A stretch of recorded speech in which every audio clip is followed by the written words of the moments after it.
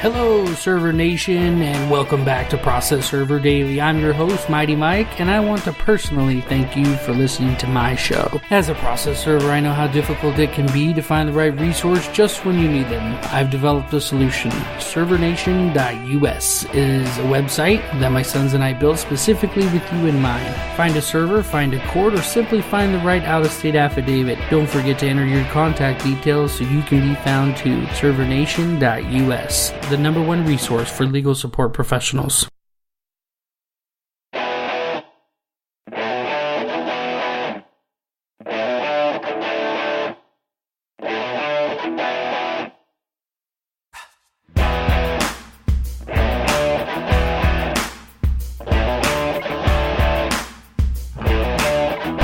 Server Nation, you are listening to Mighty Mike and his awesome podcast.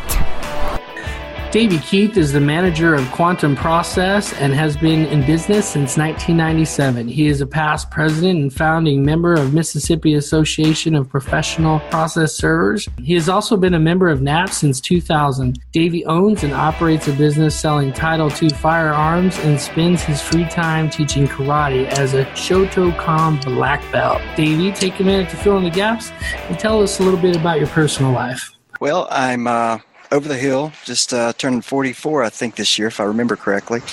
And I've been involved in the process industry since probably around 97, and started out as a private investigator in private work, and did that for about 3 years or so, and then started doing process serving and kind of like that a lot better.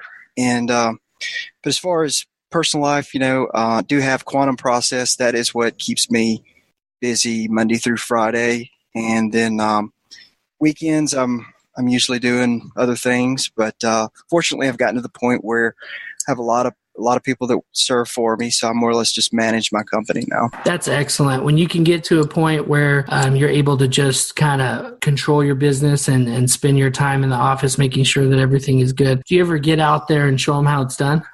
Well, fortunately, I have a team of really good servers, and I like to offer, as I review the serves, offer suggestions and just experience.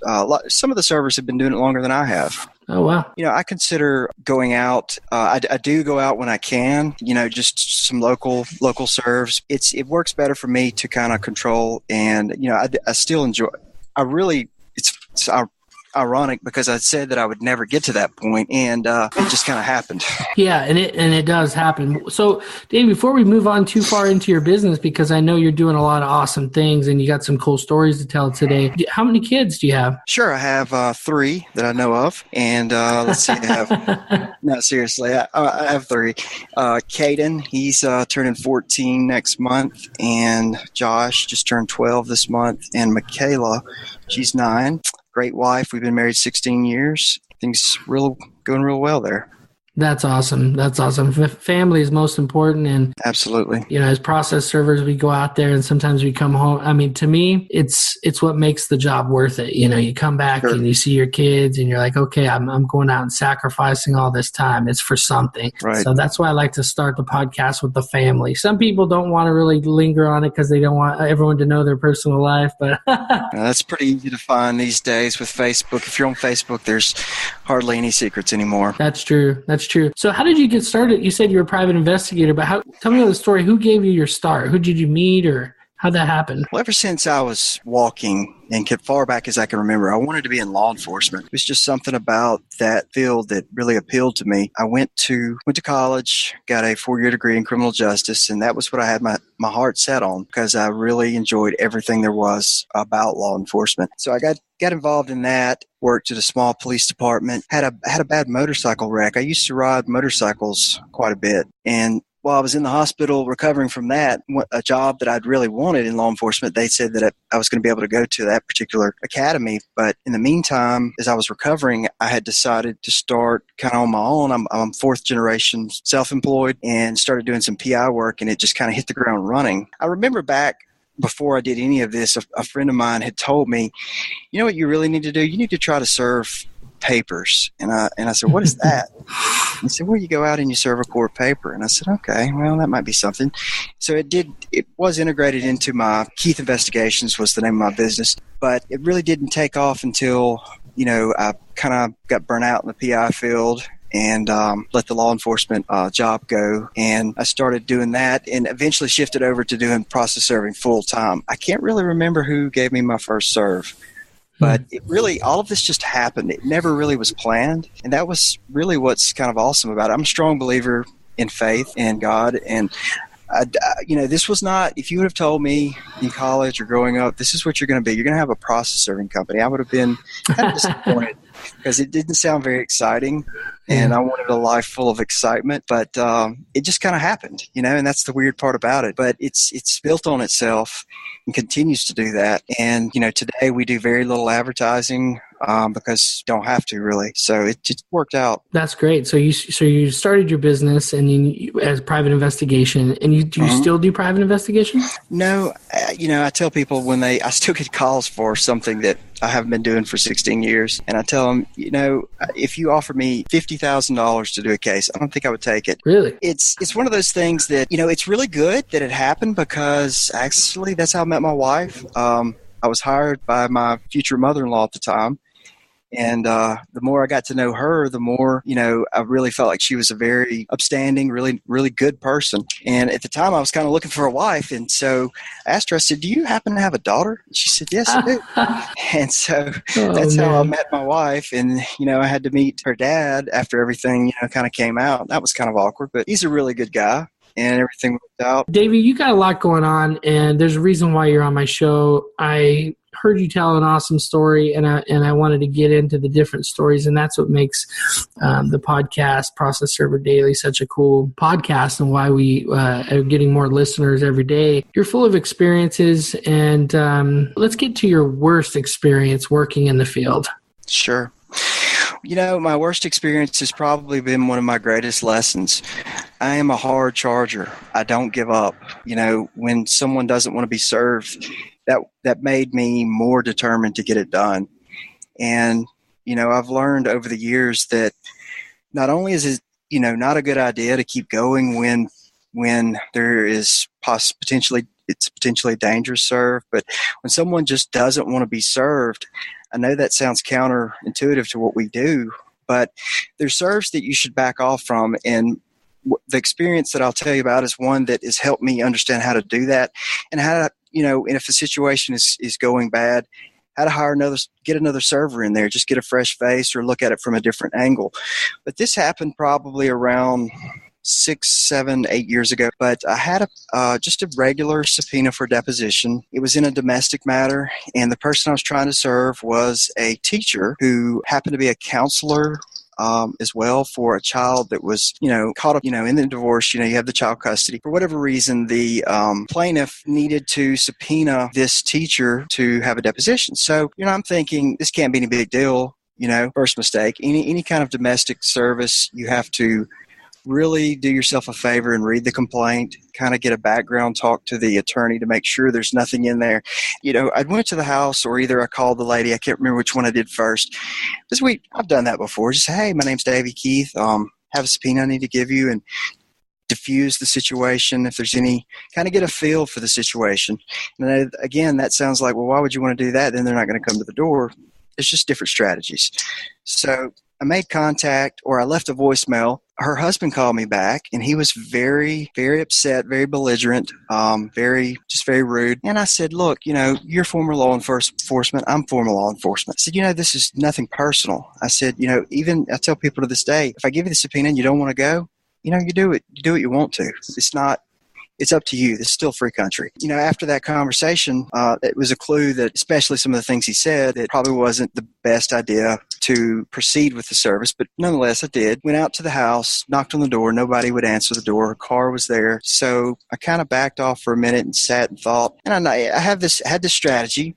I no longer use it. But, squeaky wheel gets the oil, no matter who you're dealing with. And I knocked on the door for probably a couple minutes, not just beating down the door, just knocking the door, hoping that she'd get tired and come to the door and answer it, or either the police would get called. That was the strategy, because I had called the sheriff's department, said, hey, if you get a call, I'm at this address trying to serve this paper. Okay, that's fine. And I checked with a neighbor. Neighbor said she's home. So after knocking on the door for 4 or 5 minutes, I did another little strategy, which was to leave, get in the car, drive around, stay, make the block or go a mile or two and return. And I can't tell you how many people I've caught outside looking around, seeing if anything's been disturbed. When I came back, she was leaving the house, walking out of the house, and a sheriff was pulling in. And I said, well, this is good. I'm going to get this served. Well, I saw who the deputy was, and that was the first major sign that I needed to just drive on, because I'd had problems with this deputy before interfering with service. I had talked to the sheriff about him, and he said, if you ever have a problem with him, just let me know. Well, I made the decision to go ahead and get out. And I didn't park behind him, because tactically speaking, they don't like when you block them in or whatever. So I pulled into the neighbor's house, walked out. He still didn't see me. So as I got closer, I said, hey, Sheriff, his name. And I said, how you doing? He said, who are you? And I said, well, I'm Davy Keith. I'm the one that I called you guys about this service. And so he shouted to me to stay at my car. And when he said that, I said, you know what, this is not going to go well. So I stayed at my car, and he walked over to the lady, and they proceeded to have a conversation. And this was, I guess, another bad decision on my part. I should have been patient, just stood there without saying a word. But after what seemed to me like several minutes, I said, ma'am, I'm just here to serve you a paper. So I laid it on the ground and went to get back in my car, and he ran up to me full sprint and had his taser out, and he said, if you move, I'm tasing you. So I just stood there. So he grabbed me and threw me on my car, the hood of my car, hard enough to dent my car, the hood, and put me in cuffs and told me to sit down on the hood of my car. So I did, and he went back over to the lady. And at the time, I was wearing Bluetooth. This was, I guess that was the thing back then. But I was able to inch my shoulder over and double-click the button, and it called somebody. And I said, hey, I need you to call this attorney, tell him to call the sheriff, and tell him, what's going on. So anyway, the word got back to the client, who called the sheriff. Well, I stayed in cuffs, and he saw me talking on that, so he ran over, ripped it off my head, and said, "Do you have any other phones?" He was kind of screaming at me. I said, no, I don't. So he took me and put me in his patrol car, and I sat there for about at least an hour while they talked and talked and talked. So he gets in the car, doesn't say a word. We drive to the jail. Mind you, I've taken people to jail, but I've never been in jail, like incarcerated. So I'm not feeling very good about this situation. And when we get to the jail, he made some comments to me, about, welcome to my county, and this is what you get when you act stupid or something. And I didn't say anything. So they strip searched me and put me in an orange jumpsuit, put me in leg irons, and then also hand irons. They actually had me stand on the wall for about 30 minutes, and I didn't complain. I just stood there. Throw me in the drunk tank with another guy and made good friends with him. And so I'm thinking, this is really, I don't know what's going to happen here, because hours and hours and hours were going by. Here you are serving legal process, right? It's all about perception. Here you are, a process server who's been in law enforcement before, been in the situation. I was just in a situation like this the other day where I got out of the car and walked up when they told me to stay in the car. And I said, listen, I'm already serving her. And I served her and walked away. They listened to me. But in this case, this was a guy you've had a problem with before. So you're already at this point. I just want to emphasize, you're in an orange jumpsuit as a process server in jail, sitting next to someone who potentially you could have arrested before in the past. Probably not, right? But now you're friends with the guy, or you're at least acquaintances with the guy. Where does it go from there? Well, I had, anytime I would have a confrontational serve, back then I would call my wife before, and then as soon as I got through, I'd call her and say everything's fine. Well, I had called her and told her the situation, and she never hears back from me because I didn't think about telling the attorney to call her. So after an hour or so, she's wondering what happened to him. Is he dead? And so I'm sitting there in jail, and it is a very bad feeling. Even though you know that it's going to turn out okay and what possibly, but see, at this point, I didn't know what he was going to charge me with. I didn't know. See, I carry a gun. I'm concealed carry permit, strong Second Amendment supporter. Obviously, I have a firearms business, and I don't believe I never, ever, ever want to shoot anyone. I have pulled my gun. That was the other bad service I was going to tell you about. So I'm thinking, okay, is he going to charge me, say something that I tried to use this gun? What story did they concoct while this time frame went on, they would never tell me what I was charged with, which was another problem. But, I'm in jail, and it goes for 8 hours. And finally, they tell me someone's here to see you, and it's my wife. So I get out, and they let me bond out, and turns out they had 5 charges on me. They impounded my car. I mean, it's just blown me away. What can you possibly be charging me with? Well, I'll tell you. Trespassing, criminal trespass, family disturbance, failure to obey a lawful order, and I think the other one was impersonating a police officer. I had a badge at the time, and this is another story we can talk about. It clearly said process server. I don't promote badges. I can go on and on and on about that, and not just this one experience. But anyway, and I had made it clear to her and her husband that I was a process server. I was not law enforcement, but they charged me with it anyway. So we get out, we go get my car, and this is about $2,000 by the time I pay the bond and getting the car back. I'm glad he didn't charge me with, say that I had, used the firearm in this, charged me with some really bad, it was all misdemeanors. Well, the next day, she finds out that I'm going to charge her with interference with process, because in the state of Mississippi, Mississippi Code 97-975, any person who interferes or avoids process can be charged with a criminal offense. So at this time, we've got attorneys. So her attorney calls my attorney and says, oh, wait a minute, if you won't charge her with that, she's going to drop all her charges. And at the time, I was like, that's fine, because I don't have any problem with her. My problem is with that deputy, because he's the one who trumped this up. And there was going to be that one charge with him, which was disorderly conduct. So that went away.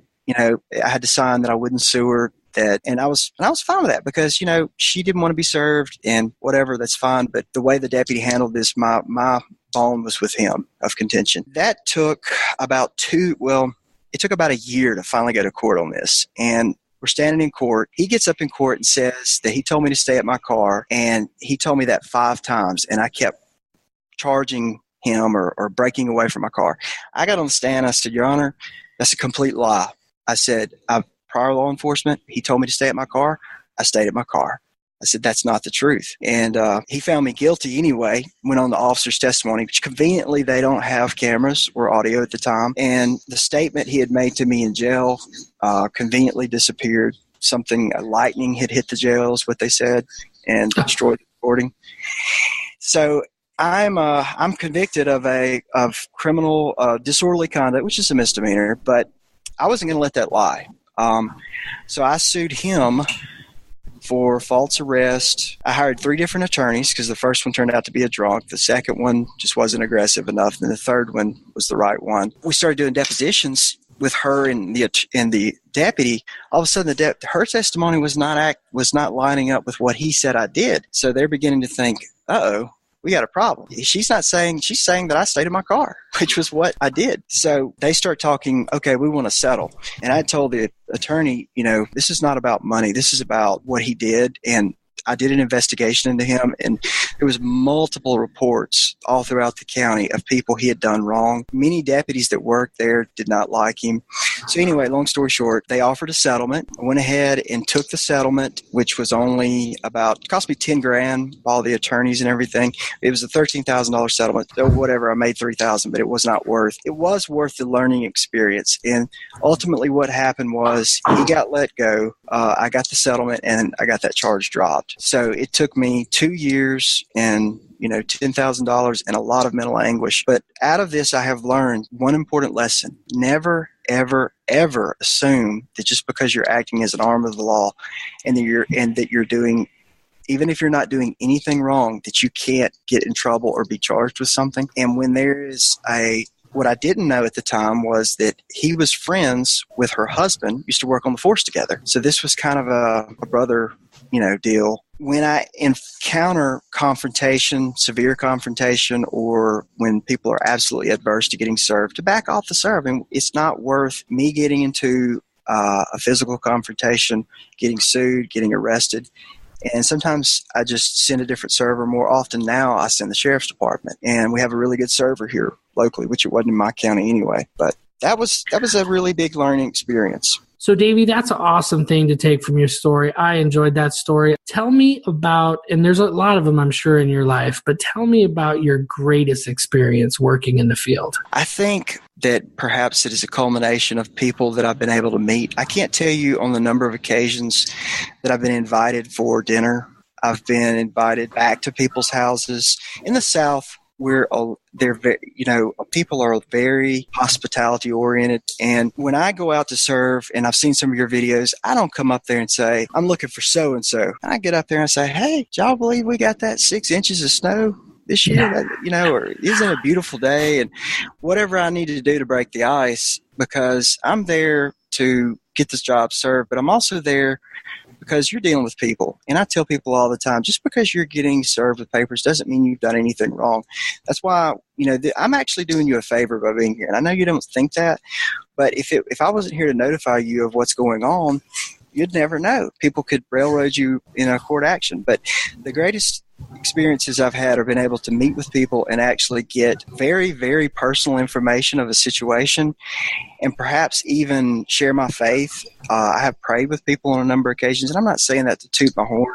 It's just because you get to meet people in probably I know when this happened to me, or anytime you've got a lawsuit hanging over your head, it's a very bad experience. And when you can actually offer comfort to someone in the smallest way, whatever that may be, that's been probably the greatest reward or best experience I've had. Being able to help people hang on when this could be the straw that breaks the camel's back. And I've seen people, we all know people who've committed suicide, and this may be the very last thing that pushes someone over the edge. And I've had situations where people admitted to me, I was contemplating that. And I said, look, this is why you need to live. This is why you need to keep going. All this stuff is going to go away. This time next year, this is not even going to be an issue. So being able to meet the people, we have some people we've served so many times, and I've made really good friends. And I take all the server jokes in stride, about, if I'd have saw you coming, I'd have ran the other way. Yeah. A lot of people say that. So it's hard to nail down one exact one. But I do have one. I just can't really say. I just can't go into details. But she was basically, being sued and had no money and was trying to raise some kids. And we were able to help her in a small way. And that was probably one of the most rewarding things. That's awesome. So there's a couple things I got from your story. So first of all, you're human. We're all human. We get out there, we're out there serving. Yeah, we don't want the feeling of rejection, the feeling of somebody like yelling at us. We don't want that. But the truth is, when you get out there, you do have a job to do. Okay, You get the job done, but it doesn't mean you can't be professional. It doesn't mean you can't be a human. I don't know. You said you saw some of my videos, and I don't know if it's for them or for me, but I feel like when I'm like, hey, I love this porch. Did you build this deck? And they're like, yeah, who are you?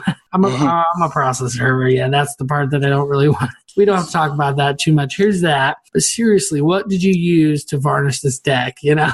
I've had long conversations with guys that are just really cool, or, and that's why I'd like to iterate just quickly that we don't employ gimmicks for the most part. We don't employ deceitful tactics. I mean, there's going to be some people that you absolutely know without a doubt you're going to have to use some kind of, you may choose to use some kind of tactic that is not, that makes them think you're there for another reason. But it just makes me feel icky. The longer I do this, the more I like to knock on the door, tell them my name, and I'm trying to get in touch with so-and-so. And when he's not here, okay, well, here's my phone number. Can you tell them to give me a call? I don't have to go into what it is. If they ask, I'll say, sure, it's court papers. Not a big deal. I do a lot of straightforward serving. That's kind of where I've come to.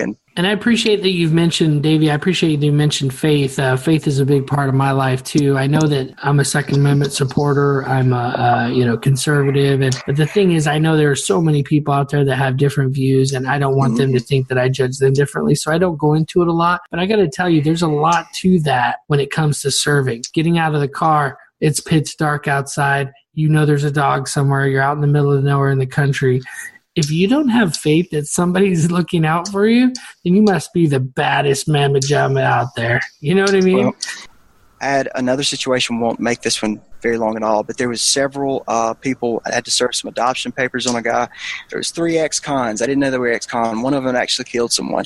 So I got out to serve him, and it turned into a scuffle. He pushed me, And when he did, I had my pepper spray in my hand, so I sprayed him. Well, that kept the other 2 guys from jumping me, and which would have been a deadly force situation. 3 guys against me. Got back to my car, got out of there. So intermediate level of force is also good. Carrying pepper spray, I'm a big proponent of that. But that intermediate level of force actually saved either my life or their life, because I have no doubt they wanted to jump me. When I got back to my car, they started beating on my car. Wow, Mississippi process servers, man, watch out. Well, yeah. A lot of this has to do with how you approach people. Yeah. And knowing when not to approach people. If they're out there drinking or using, don't walk up there and try to serve them a paper. Bad timing. Yeah, timing and place. I call it prime time. I don't want to go. So if somebody tells me, just one little tip, if someone tells me that there's a guy they need to have served and he's an alcoholic, I'm not going at nighttime. I'm not going at 6 p.m. because I know he's going to be drunk. I'm going at 9 a.m., 8 a.m., something like that, because he's going to be hungry. He might be a little cranky, but it'll be a little bit more clear-headed. And every time I've done that, it's worked out. I mean, I had to serve a guy in his underwear on his front lawn, at 6:30 in the morning one time, because they said he starts drinking as soon as he wakes up. So I was there at 6:30. I was going to say, with an alcoholic, you really never know when's going to be the best or worst time. Yeah, exactly. So you got a lot going on. I feel like Server Nation is going to be able to learn a lot as far as defense from this podcast, so I'm really excited about that. But what kind of advice do you want to give to the struggling server out there right now that's trying to build his business? Okay, so just a few short, really good tips that I've learned over the years. First of all, every opportunity you have, speak with that attorney in the courthouse, promote yourself, join as many process serving directories as you can. Go the extra mile for your client. Your client's paying you $50, whatever, to serve. Go to that second address. Do a skip trace. Go the extra mile as often as you can to get your foot in the door and to prove yourself. We're to the point where we don't, guarantee service. We guarantee to make X number of attempts, but go the extra mile. When you're responding to NAP's request or whatever that you may get, have a signature line, because I can't tell you the number of people I don't even respond to them. If they respond back from their iPhone, there's no signature line, $50 and that's it. And be specific. When they ask you how much for how many attempts to attempt to serve, read what they're asking and respond to their questions briefly, because I look for people who have an attention to detail, because if they're responding back with an attention to detail and they have a signature line, that shows me that they're on top of their game. But at every opportunity you have, and also have another business. Don't get a big business loan trying to get into the industry. Have a source of income and let your business build itself on its own. Don't go out and get a $20,000 loan. Think you need that. All of my businesses were built from the ground up. Didn't start with a huge buy-in. You don't have to have costly process server software. You can start just a simple spreadsheet or something. So those are some of the few things that I found that I encourage. That's awesome. That's golden nuggets raining down on Server Nation right now. That is awesome. So what are you working on right now that has you most excited, most fired up? Oh, well, in life, I'm actually bought a Humvee, a military Humvee.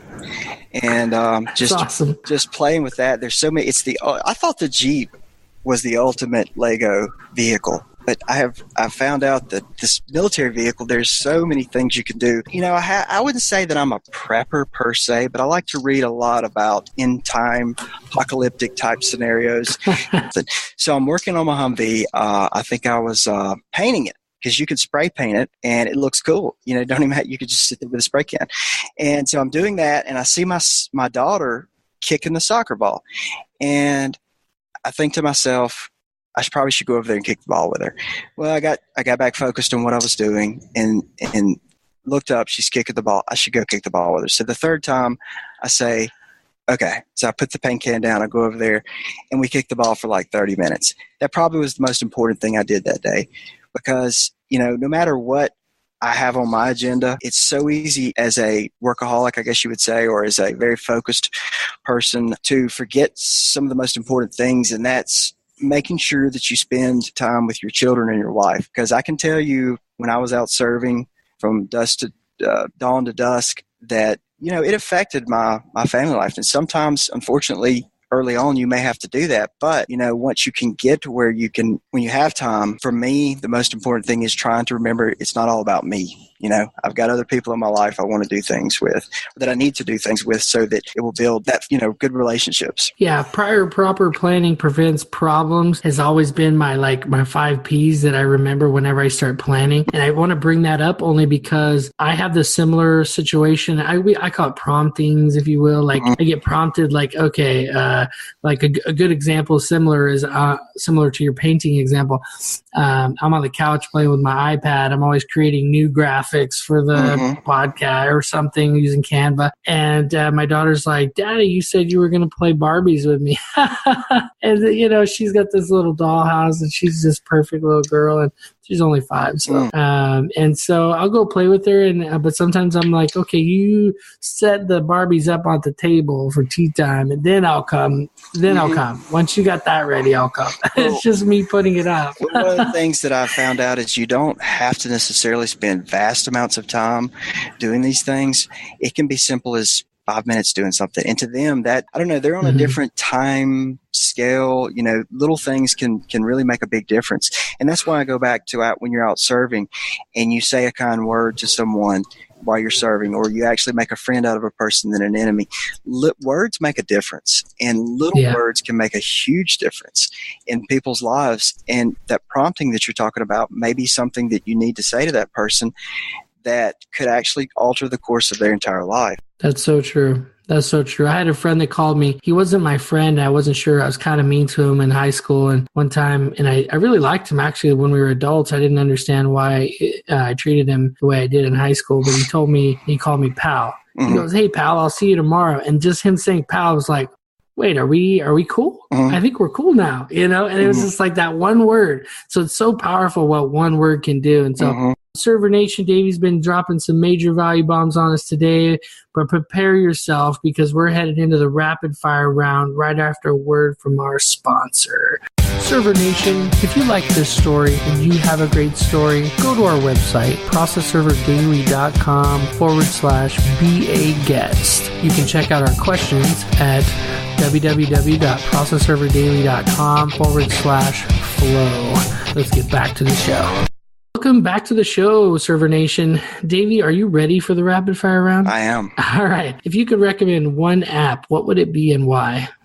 Serve Manager. It's user-friendly, has a very easy learning curve, and your servers, the ability for your servers and your clients to be able to navigate your software is very important. I think the intuitive ability to be able to, within 5 minutes, have somebody, a client, which we don't require this, but we say if you want to, once you're online, you can actually put your papers, upload them, and everybody in the office sees them, and, it's user-friendly, and that's what you need. You don't need complicated bells and whistles.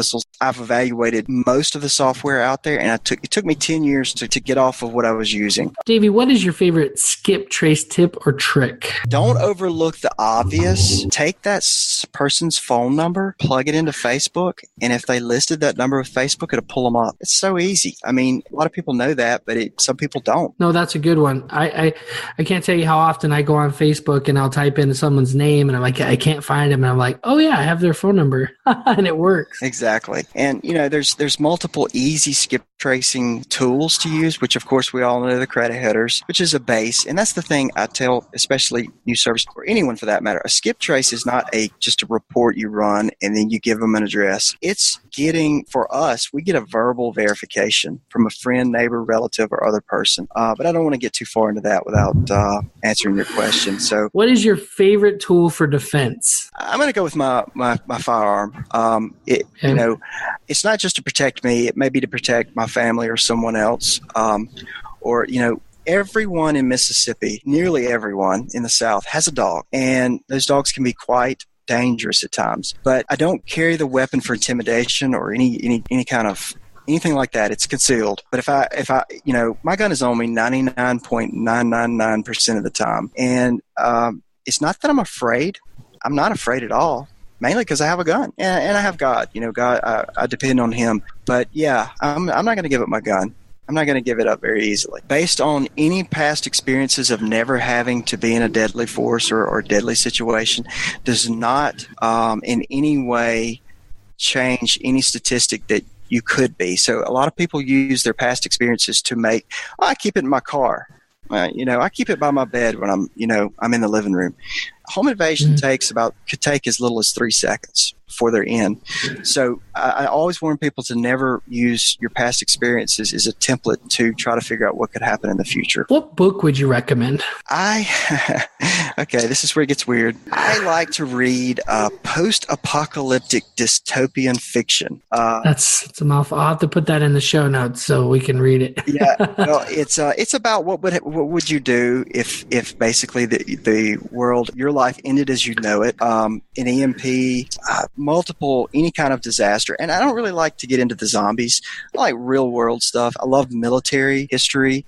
I have a book about one of the most prolific snipers in the War of Northern Aggression, Civil War. That is really good. But right now I'm reading a C.G. Cooper book. I can't even remember the name of it. But the one I would recommend is The Survivalist. It's a very good series, very well written. And the only thing I'll tell you, if you start reading it at night and you get into this kind of stuff, I'll look over at the clock and it'll be 3 a.m. and I'm like, oh man, I gotta get to bed. Okay, what's the greatest advice you've ever received? Greatest advice.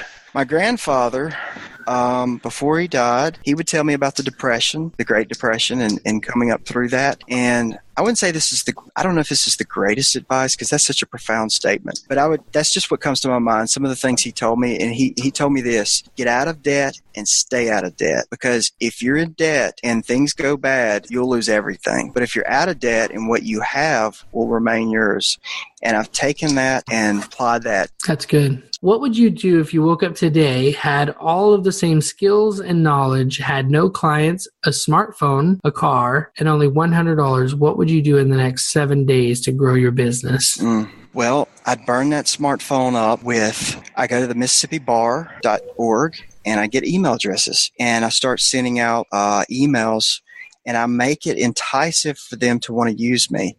Your first service is free. I want to get your business. Anywhere I could find where potential clients would be, and selling myself, as far as selling my product, not myself, selling my product of what I can do. The $100, I'm probably going to have to spend that on gas to figure out which areas I'm going to go to. Getting my name out there any way I can, and not really doing it in a cost-effective way. People, you give them a business card, they put it in their pocket, they probably never look at it again. Everybody does everything by email, electronic. Talking to a client, I might need you for a service coming up. Okay, can I send you an email so you'll have my contact information? Sure. They give you your email, boom, you send an email right away. So use that smartphone to communicate. We funnel as much communication as we can through email because it saves time. Trying to get out there and solicit whomever I could possibly work for, and doing a $100 job for $10 to get my foot in the door, to prove myself. And eventually you have to, kind of draw a line there of what you're going to do. You don't want to run yourself in the ground. No, I love that feedback. I love the Bar Association. That's really outside the box. I love the email. In the legal industry, we live and die by our email, same as they used to live and die by their fax machine before, right? Mm-hmm. Now it's the email. So mm-hmm. I love what you shared about the email, about getting people's email. People live and die by the email. This is one thing I want to add to what you said, and then we'll wrap it up. If you could send one extra email a day, just one, think about it. That's 365 emails that you didn't send, that you haven't been sending now. Mm-hmm. And maybe it's not an email. Maybe it's a phone call. Go the step further, right? Mm-hmm. To get their email. Maybe you don't have their email address. I think that so many people, though, they have a mental block that says, there's nothing I can do as a person. I'm not lucky enough. And these are like stories that we tell ourselves inside, mm-hmm. and you got to conquer those. Okay, you got to conquer those. So, Dave, I love what you've shared so far about everything has been awesome. You're dropping major value bombs on us today. I know we could probably talk for another 2 hours. You're full of stories. Mr. Keith, this has been fun. What is the best way that we can connect with you? And then we'll say goodbye. Sure. As previously mentioned, email's great. Keith@quantumprocess.com. My wife told me, you've got to, I was complaining about someone's email address being complicated. And she's like, you have a complicated. And I was like, I came up with a business name, sitting in bed one night, and the next day decided to call myself. I read it out of a book. But email KEITH at quantum, QUANTUM process.com. And of course, my phone number is cell phone number. I'm not afraid to give that out. So many people are afraid to give their cell phone out. Anyway, 601-319-2675. I'm on Facebook. You can actually Google Davy Keith and my website will come up. I'm real easy to find. I don't really have many secrets when it comes to how do you find Davy Keith. So, Davy, I want to personally thank you for coming on the show. I know Server Nation appreciates all of the value bombs that you dropped today. I've been impressed with your story, and I'm excited to share it with the world. Until next time, Server Nation, you've been served up some awesomeness by Davy the Black Belt and Mighty Mike, the podcast server.